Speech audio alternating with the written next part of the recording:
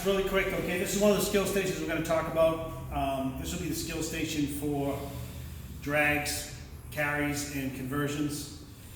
We're going to have each student get their hands on each other. We'll have them split up into groups of two. In the burn building, we'll probably be on the second floor at the top of the stairs, just to the left. We're going to have some lighting. So before we get into drags and carries and stuff, I want to talk about some of the issues when we're converting as well as dragging and carrying.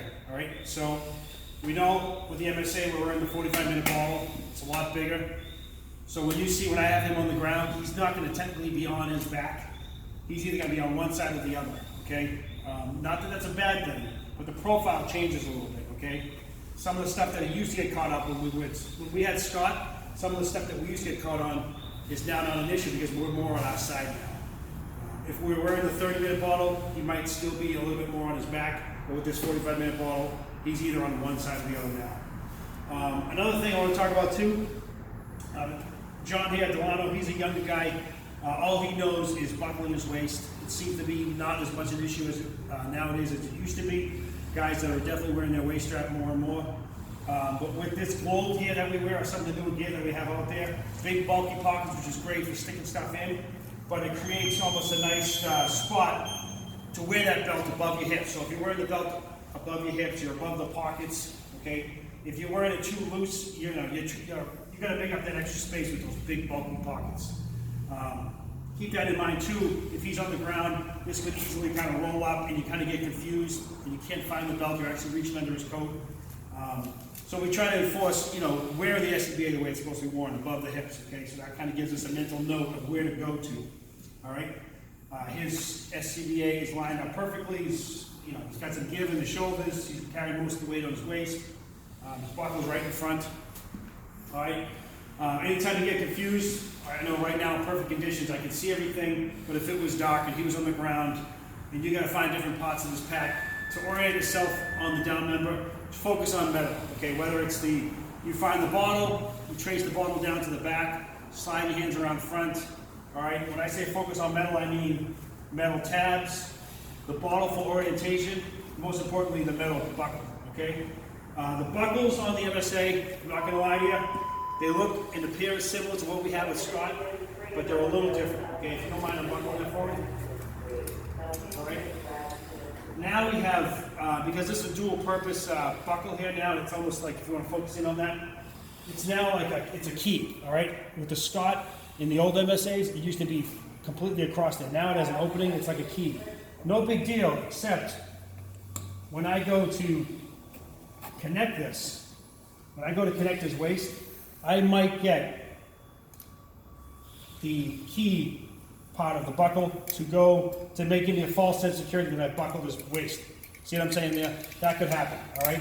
And you feel like you got metal and metal, you think you're doing everything right, it's just not working. All right, so keep that in mind. You want to line this up in the middle to get this secured. There have been instances where you put a little bit of weight on this at different angles and this will come undone. I think it has to do with that opening at the top. So it's not the end of the world, as I always like to say, but it could be an issue if you don't realize what's going on, okay? If it happens and you understand that it could happen, that's a lot different than when something goes wrong and you get completely flustered. So keep that in mind, that could be an issue, or that this doesn't completely lock and it could pop off, all right? So when you get that secure, give it a tug, just to make sure you have it buckled. All right, we'll go ahead and tighten that up, even it up again. That's good. All right, again, we're confused inside. We know on the right shoulder strap, that's what we find his gauge, his remote gauge. Left side, I like to dumb it down. Left side is all the air. Left side life, okay? Left, just keep the L simple. You got the low pressure regulator hold on the left side, that's providing air for life. And the reason I want to stress the left side, also on the left side, if you want to come in down here, we want to focus in on the UAC, left side of his body. Okay, we can't see in complete darkness. I know I need to reach for the left side to find that UAC. Okay, we'll get more into that at the skill station with the RIT pack. All right, so just know that that's there. It's got a little rubber protective coating on a housing on it that has to be removed. But the left side of the pack is the life part, going to his face piece regulator, as well as going down to the UAC. All right, so I'm gonna have you lay down. Again, I'll say lay on your back, but he's really not gonna lay on his back. Try to lay on your back. Bottom. it's almost impossible for him to lay back. He's gonna either go side to side, right? So I'm gonna go over the conversions, okay? Again, orienting ourselves to the down member as we come to him. If I come to him at the legs, all right, I want to be careful here. As I reach up, I don't want to get under his coat, and I'm looking for a belt under his coat, okay? Don't stop patting. We see guys, when they get their hands on him, they get nervous, they just keep doing the same thing. They've physically gone over what they're looking for, they've passed what they're looking for multiple times. They just want to touch and whack. Once we take vision away, or we have complete darkness, things obviously get a lot more difficult. It's simple tasks, as simple as just finding a buckle could be a lot more difficult. So, all right, you found the down member, perfect. You're at his legs. All right, that's not where you want to be at this point. Okay, if I found him, what drew me into him was his pass device. Okay, so we set up his pass. That's what drew me in. Go right for the down member. First thing I want to do is silence that. 2 clicks on the side. Next thing I want to do, I can't assume that other guys with me, my other guys in my crew, know where he is. So once I silence that, I might have a tool in my hand and bang on the floor. Guys, he's over here. Draw the rest of you guys over, okay?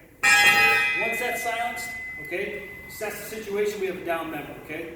This guy didn't give a mayday, all right? We just kind of stumbled upon it, okay? So I silence his pass, assess the situation. We gotta get this guy out. We gotta move him. Fastest way to move him, all right, is for me to first take the second to convert his harness, which I'll do that in a second.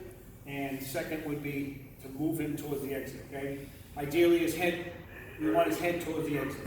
All right, so if I have to roll him, I'm gonna roll him, and I'll show you how to do that in a second. All right, getting back to the conversion. If you want to slide around to get this angle here.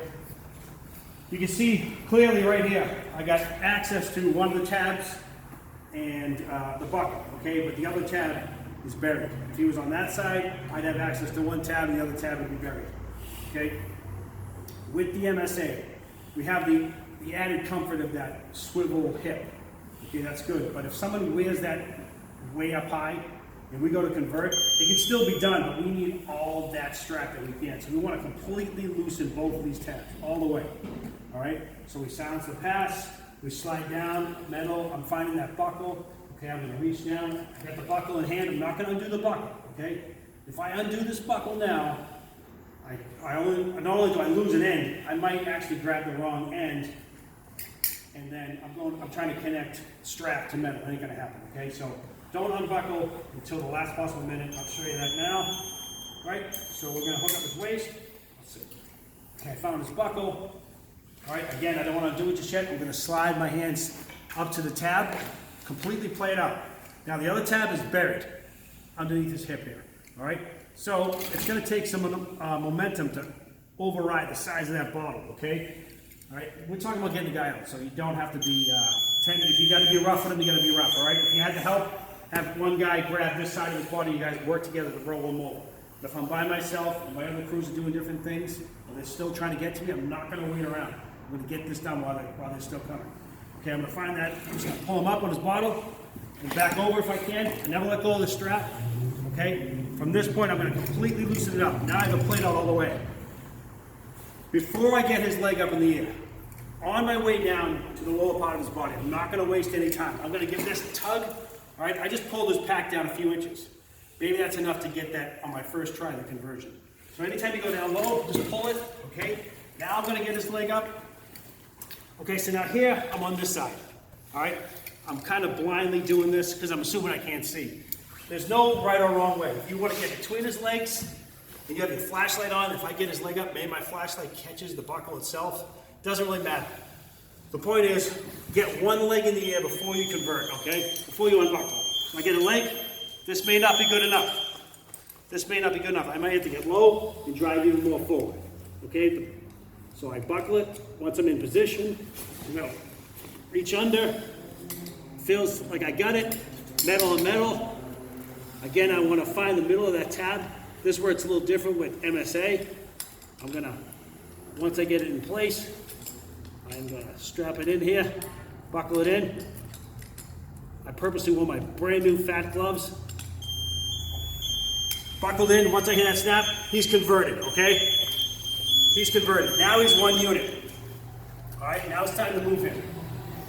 if I silence this pass, I did the conversion, I know where everything is on him, okay? My other crew could be in the area, they could have hands on him too, they could have helped out by loosening that for me. Ideally, you should have one person in command though, and it's not always the boss, all right?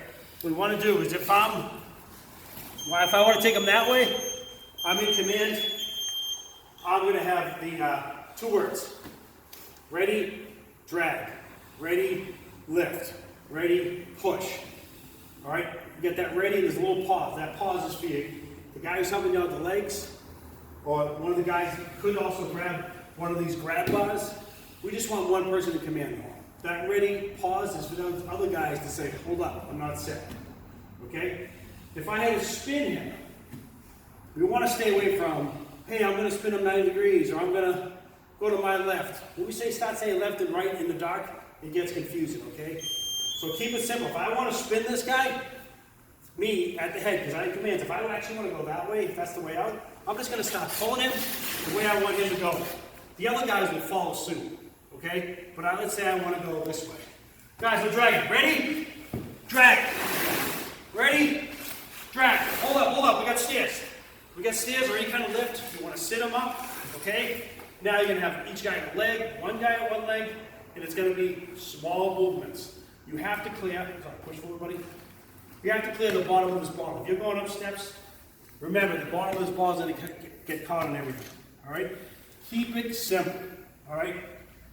Moving a few feet towards the exit is a bonus, all right? So keep that in mind.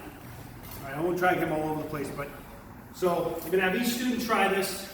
Each student will have to convert. One student will be at the head, we'll throw another at the legs. At some points we can get 4 guys on the member. We have each one grab a grab bar. Stop bringing them up and downstairs. We have a small area to work with, which is ideal because that's the way it is in real life. And we'll have each guy have to spin them over to find those different tabs. So each skill station roughly should take a half hour. You're going to have 6 to 8 students at each skill station with the instructor giving a 10 to 12 minute talk, followed by 15 to 20 minutes of the students getting their hands on each skill. So that was the skill station for drags and carries and conversions. Thanks.